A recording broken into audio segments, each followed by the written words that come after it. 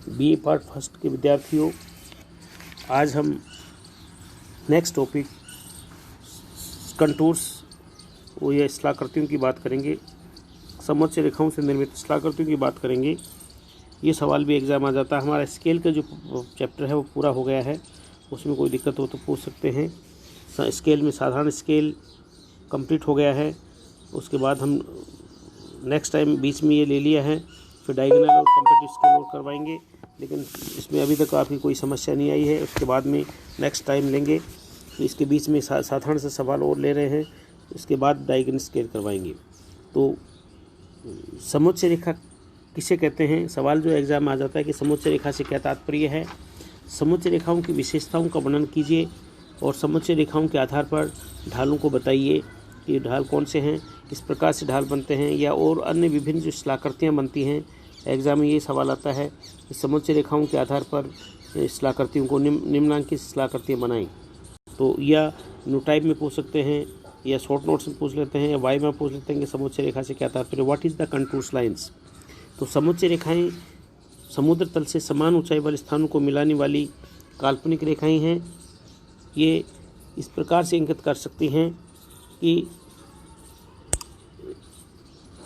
ये काल्पनिक रेखाएं, यदि ये पोजीशन है तो ये काल्पनिक रेखाएं इस तरह से समुच्च रेखाएं से धरातल से समुद्र तल से जिसका लेवल जो है बेस लेवल है वो सी लेवल होता है, वहाँ से समान ऊंचाई वाले स्थानों को मिलाने वाली काल्पनिक रेखाओं को समुच्च रेखाएं कहते हैं।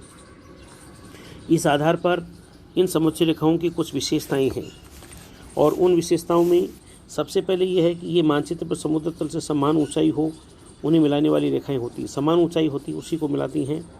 नंबर 2, समुच्च रेखाओं की निकटतर तीव्र ढाल को बताती है। यदि समुच्च रेखाएं पास पास में होंगी तो तीव्र ढाल या स्टीप स्लोप को बताती हैं।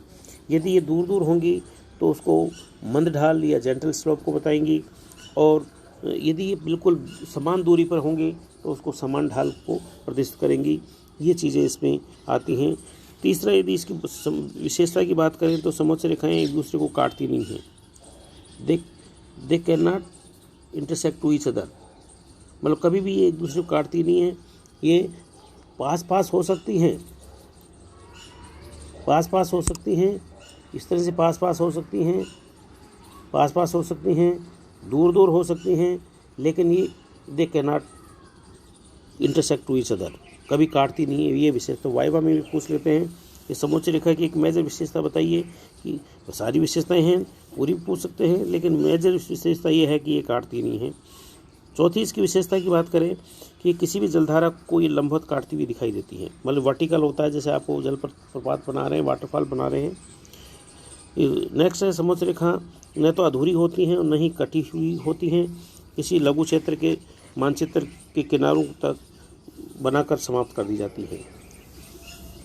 छठी विशेषता इनकी है कि धरातल के स्वरूप की वास्तविक बनावट को स्पष्ट करती हैं, और उच्चावच जो निरूपण है, उच्चावच का प्रोसेस है, पैटर्न कैसा है, उसको बनाने का जो विधियों में ये श्रेष्ठ विधि मानी जाती है।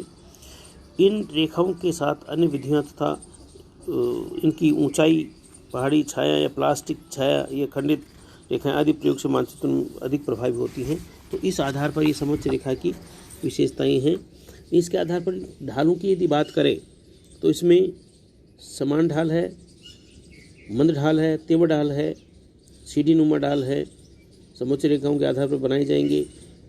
कॉनकेव स्लोप है, कॉन्वेक्स स्लोप है, इस आधार पर ये बनते जाएंगी। तो समुच्च रेखाएं जो स्थलाकृतियाँ जो बनती हैं वो इनके आधार पर बनाई जाएंगी। अब एक छोटा सा उदाहरण हम देंगे कि ये मान लें कि निम्नांकित स्थलाकृतियों को समुच्च रेखाओं के आधार पर बनाइए, स्थलाकृति बनानी है।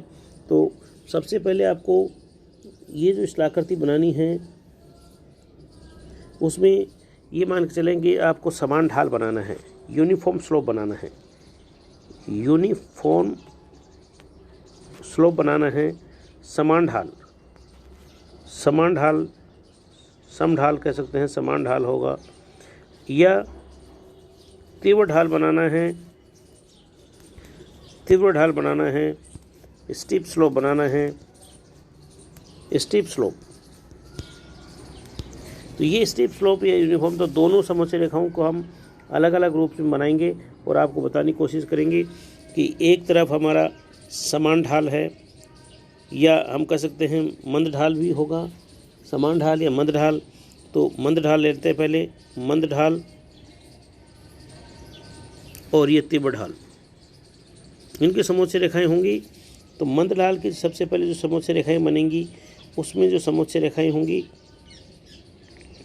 वो दूर दूर होंगी, इस तरह से, ये इस तरह से दूर दूर होंगी। और तीव्र ढाल में जो समोच्च रेखाएं होंगी वो पास पास होंगी, ये पास पास इस तरह से होंगी। समोच्च रेखाएं जब पास पास होती हैं तो तीव्र ढाल होता है, और दूर दूर होते हैं तो मंद ढाल होता है। अब इन ढालों को, ये जो समोच्च रेखाएं हैं, ये इनकी एक विशेषता और है कि ये जो मानचित्र पर हैं ये ब्राउन कलर में दर्शाई जाती हैं, ब्राउन जो शेप में है उसमें ये दर्शाई जाती हैं। तो अब ये मान के चलते हैं कि समोच्च रेखाएं पहाड़ी क्षेत्र में हैं और इनको हम ए बी जो लाइन है उससे इंटरसेक्ट कर रहे हैं। ये ए बी लाइन इंटरसेक्ट कर रहे हैं, ये भी ए बी लाइन इंटरसेक्ट किया है और इसके आधार पर एक ब्लॉक बना लिया।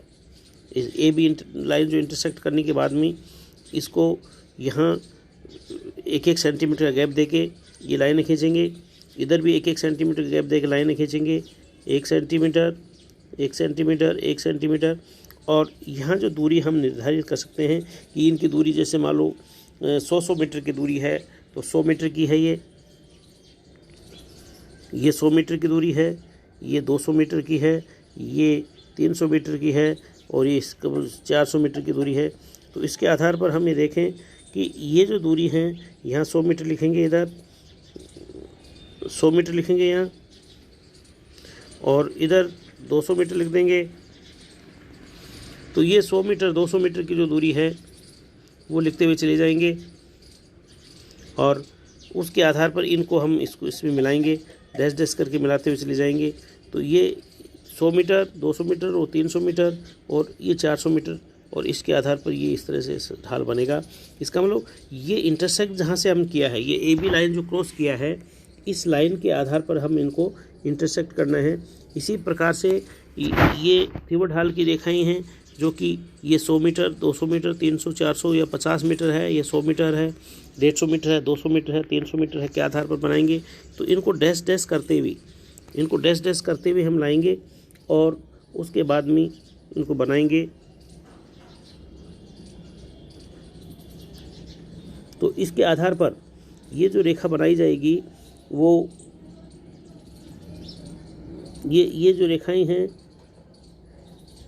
इन रेखाओं के आधार पर यहाँ लाइनें खींचेंगे, और ये लाइन खींचने के बाद इसको ए बी क्रॉस लाइन किया, और इसमें यदि 100 मीटर की रेखा है तो ये 100 मीटर की रेखा यहाँ होगी और इसके साथ डैश डैश करते हुए। लेकिन ये ध्यान रखना है कि ये जो क्रॉस किया हमने ए बी, यहाँ से इस दूरी को, डिस्टेंस को नापते हुए आएंगे। कई बार स्टूडेंट्स ऊपर से ले लेते हैं, नीचे से ले लेते हैं, ऐसे नहीं करना है। और इस प्रकार से ये 100 मीटर की दूरी यहाँ भी ले सकते हैं, 100 200, तो इसको इस हिसाब से 100 मीटर 200 मीटर 300 मीटर और 400 मीटर। तो ये जो स्टेप बनेगा, ये जो स्लोप बन रहा है, ये हमारा जो वो समान ढाल है या मंद ढाल होगा। इसी प्रकार